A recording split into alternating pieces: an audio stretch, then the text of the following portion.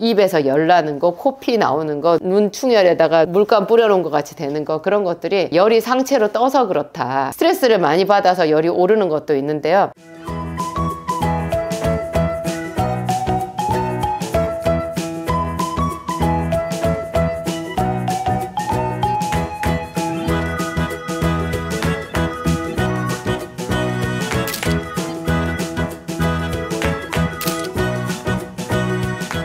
안녕하세요, 진약사입니다.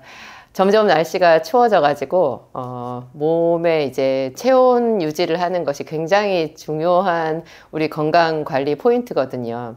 여러분 혹시 알고 계세요? 우리 몸의 신체 부위에 따라서 이렇게 권장되는 체온이 조금씩 달라요.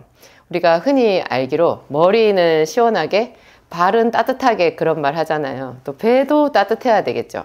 그래서 제가 그 10대 아이들, 배꼽이 나오는 그런 옷을 입고 다니는 아이들한테 살짝 그런 말을 해줘요. 귀에다 대고.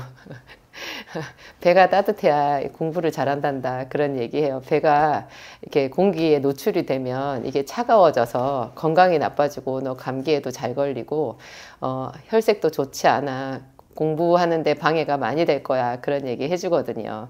그냥 그런 옷 입지 마 이러면 얼마나 애들이 상처를 받겠어요. 그리고 말도 잘 안 듣고 이해하기 힘들죠. 자기 패션이라고 생각하니까. 그렇지만 우리 몸을 잘 관리하는 데는 하여튼 그런 중요한 정보가 있는 것 같아요. 또 그것뿐만이 아니고요. 예를 들면 그 남성들에게는 고환이라는 게 있잖아요. 이 고환은 정자를 만들어내는 그런 장소거든요. 만들어내고 또 그 정액을 보관하는 장소인데요. 이게 여성으로 치면 난소랑 같아요. 그러면 굉장히 중요한 우리 몸의 생식기 기관이기 때문에 사실은 몸 속에 있어야 돼요. 여성의 난소가 몸 속에 있는 것처럼 속에 있어야 되는데 남성의 고환은 바깥으로 나와 있잖아요. 그 나와 있는 이유가 또 참 절묘해요. 이게 정자는 우리 체온보다 낮은 32도에서 34도일 때 잘 만들어져요. 그리고 정자는 본래 운동성이 있잖아요. 이렇게 운동을 잘 해야 그게 이제 건강한 거거든요. 그런 운동성, 또 정자를 만들어내는 그런 생산 메커니즘을 보았을 때 이게 체온, 우리 몸 온도가 체온이 36.5도쯤 되잖아요. 근데 그것보다 한 2, 3도 이상 낮은 32도에서 34도 이 정도일 때 좋다라는 거예요. 그래서 바깥으로 나와 있고, 그래서 공기 중에 자꾸 이렇게 통풍이 되어 가지고 열을 식혀주는 시스템이라는 거예요. 저는 참 신기했어요. 그래서 남성들 예를 들면 이렇게 뜨거운 사우나 같은 데 들어가잖아요. 이렇게 주변에 한여름에 온도가 많이 뜨거워지든지 하면은 그 고환이 이렇게 주름이 많이 잡혀서 이렇게 축 처지거든요. 그렇게 되는 게 표면적을 늘려서 열을 발산시키는 거래잖아요. 또 추워지면 얘가 오그라들어가지고 이제 그 부분에 체온을 일정하게 유지하려고 한다라는 거예요.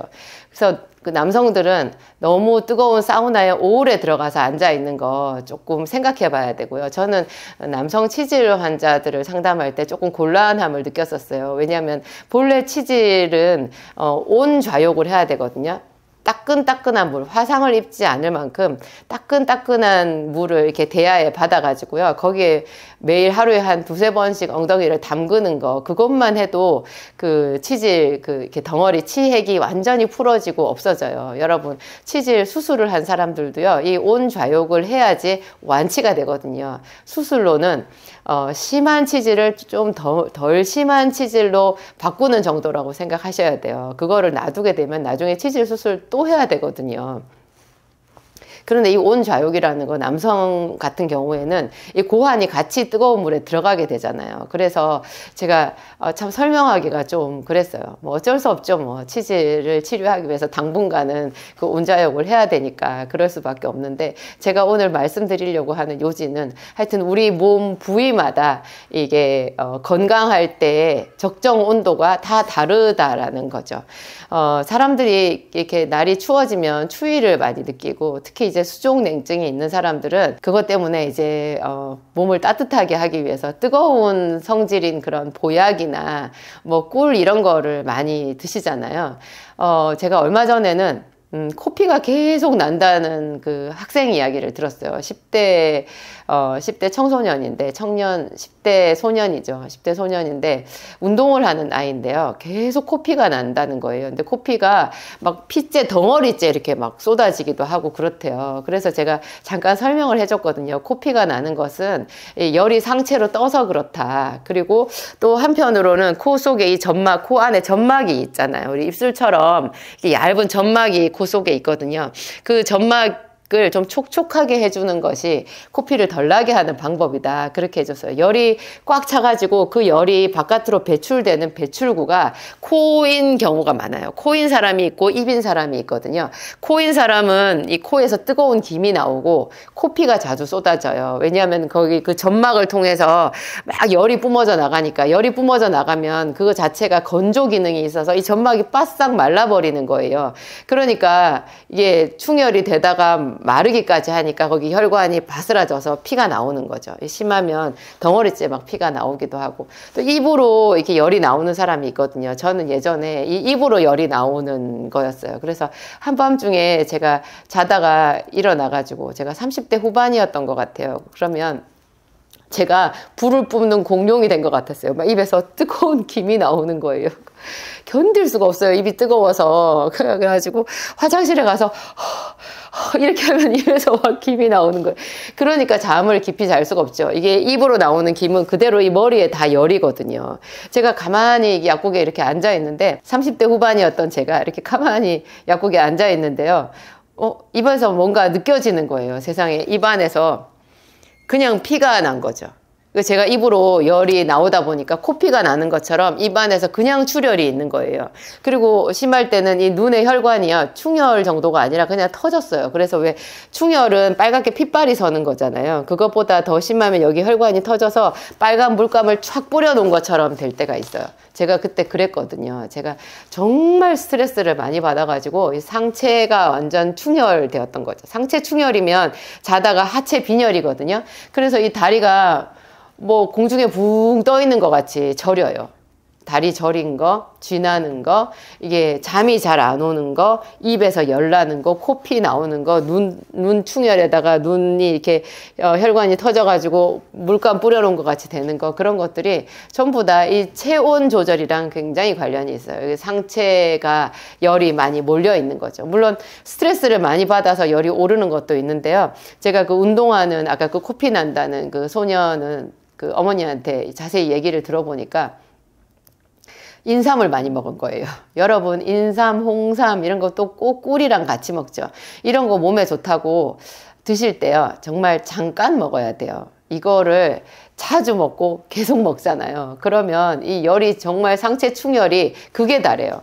그래가지고 제가 봤을 때는 그 코피 자주 터지는 그 아이는 스트레스 받는 것도 있겠지만 충분히 운동을 하는 운동선수인 아이니까 뭐 혈액순환이 그렇게 안 된다라고 볼 수도 없고, 제 생각에는 인삼, 홍삼 부작용인 거예요. 그래서 그 상체에 충혈되어 있는 피를 하체로 내려보내게끔 그 아이는 약을 좀 써야 되겠다. 제가 그런 생각을 했어요. 제가 쓰는 생기산이 수족냉증에도 쓰고 상체 충혈, 하체 빈혈, 뭐 코피 이런 데도 쓰게 되는 그 원리가 그래요. 얘가 혈액순환제거든요. 우리 몸의 그 체온 조절 시스템, 최고 좋은 체온 조절 시스템이요, 순환이에요. 피가 순환이 잘 되잖아요. 그러면 참 이 피가 그냥 기계적으로 뭐 심장을 나와서 대동맥, 또 저 말초 혈관까지 갔다가 모여가지고 또 다시 정맥을 통해서 심장으로 들어오고 폐로 나갔다가 다시 심장으로 들어오고, 이렇게 기계적으로 이렇게 도는 게 아니고요. 그때그때 우리 몸의 그 컨디션에 따라 가지고 이 피가 더 정교하게 움직여요. 그래서 내가 공부를 하거나 어떤 작업을 수행하거나 집중을 해야 될 때는 자연스럽게 머리로 피가 많이 가요. 그래서 그래야지 이 뇌신경이 활발하게 움직일 거 아니에요. 근데 일을 그만두고 잠깐 쉬면서 친구들이랑 즐겁게 대화를 나누거나, 또 우리가 음식을 먹잖아요. 음식을 먹고 하면은 그 이렇게 머리에 충혈되어 있던 피가 그 피가 이 소화기관으로 가요.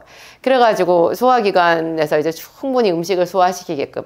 그래서 음식을 먹고 난 뒤에 바로 일을 하는 것보다 적당히 한 3, 40분 정도 산책을 하면서 좀 머리를 식혀주고 하는 게 일의 효율을 높이는 굉장히 좋은 방법이거든요.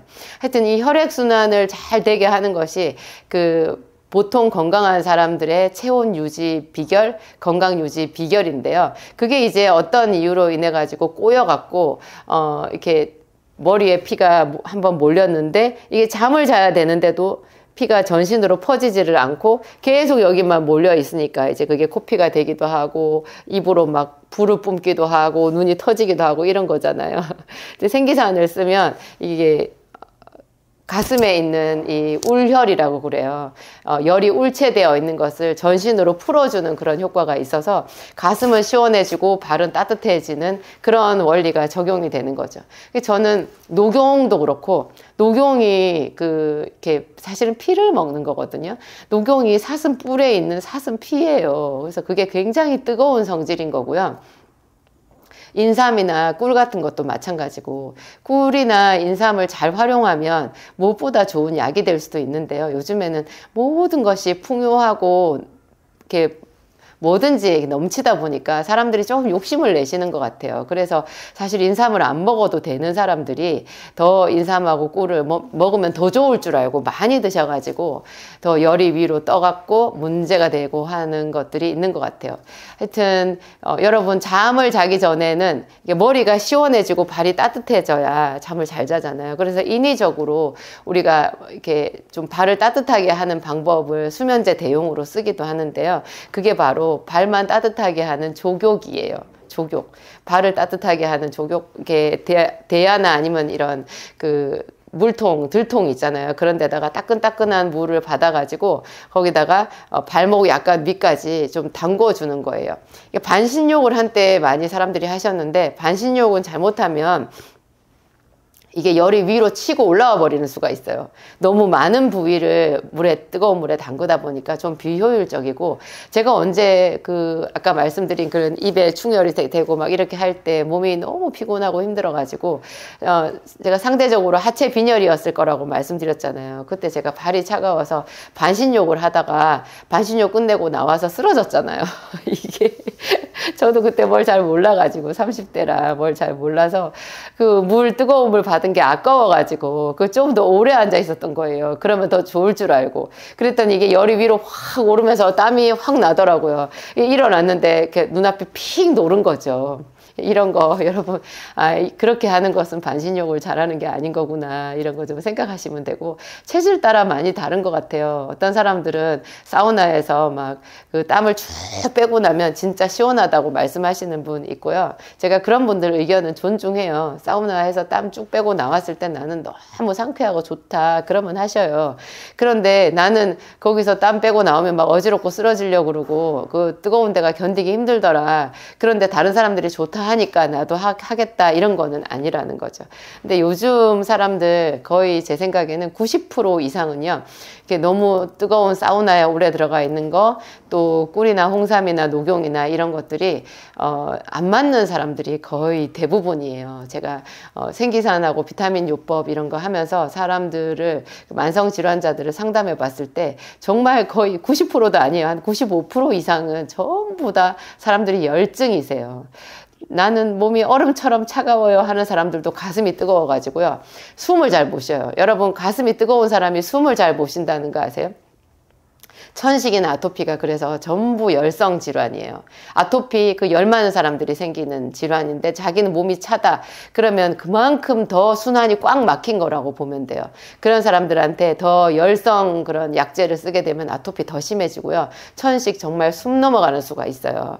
근데 제가 또 한 가지 얘기 드리면, 제가 아는 어떤 청년은요, 뜨거운 물로 샤워하는 것을 굉장히 좋아하는 거예요. 그래서 심지어 겨울은 추우니까 또 그렇다 치는데, 한여름에도 땀을 그렇게 비 오듯이 흘린 날에도 욕실에서는 뜨거운 물로 샤워를 쫙 해서 그 한참 뜨거운 물을 틀어가지고 그러고 나면은 그 순간적으로 시원하잖아요. 그 무슨 청년이 뭐 50대, 60대 아저씨도 아닌 청년이 그런 시원함을 즐기는지 저는 이해는 안 되는데 그래요. 그래서 좀 체질인가 보다 그렇게 생각했는데 그 청년이 사실은 천식이 있거든요. 천식이 있고 그리고 그렇게 샤워를 하고 나와가지고는 이제 더우니까 요즘 날이 춥잖아요. 이렇게 추운 날씨에는 창문 다 열어놓고 그렇게 자는 거예요. 그러면 그게 어떻게 되겠어요? 천식이 있는 사람은 속에 열이 꽉 차 있는데 너무 속에 열이 꽉 차 있다 보면 겉에가 또 좀 추위를 많이 느끼는 것 같은 그런 착각이 들 수가 있거든요. 그럴 때 뜨거운 물을 쓰면 순간적으로 시원하긴 한데요. 이거를 뜨거운 물을 너무 길게 샤워를 하게 되면 제가 반신욕을 했을 때 열이 쑥 들어가가지고 나중에 일어설 때 어지러웠던 것처럼 그런 사람들도 뜨거운 물로 샤워를 너무 오래 하게 되면 이 열이 속으로 들어가요. 그래서 기관지가 열받아가지고 숨을 잘 못 쉬어요. 그래서 창문 활짝 열고 다른 사람들 다 춥다고 느끼는 그런 찬바람을 그냥 막 쐬게 되는 거죠. 그러면 또 갑자기 체온이 뚝 떨어지잖아요. 그래서 이렇게 악순환이 되는 거죠. 천식은 더 심해지고 면역력은 더 떨어지고 본래 우리 몸이 체온을 유지하는데 우리 신체 에너지의 뭐 50%인가 70%를 쓴다는 이야기가 있더라고요. 퍼센테이지가 뭐 숫자가 중요한 게 아니라 50%든 70%든 중요한 것은 우리 에너지의 절대적인 분량을 쓴다 그 말이잖아요. 우리 에너지의 절대적인 분량을 체온을 일정하게 하는데 쓴다는 거예요. 너무 더울 때는 시원하게 하기 위해서, 너무 추울 때는 따뜻하게 하기 위해서 그렇게 에너지를 쓰니까 우리가 평소에 알아서 내 몸 상태에 따라서 내 몸을 좀 배도 따뜻하게 해주고 발도 따뜻하게 해주고 추운 겨울에 나갔다 들어오면 족욕 같은 거 좀 필요한 사람들은 뭐 발에 열이 나는 사람은 굳이 할 필요 없겠지만 발이 좀 차다 느껴지는 사람들은 이게 온 족욕 이런 거를 좀 한다면 참 이게 수월하게 건강을 유지하는 그런 비법이 될 것 같아요. 하여튼 이 혈액순환이라는 거 모든 면에서 우리 몸의 건강을, 면역력을 좋게 유지하는 정말 중요한 이야기가 된다라는 거, 혈액순환이라는 거 기억하시기 바랍니다.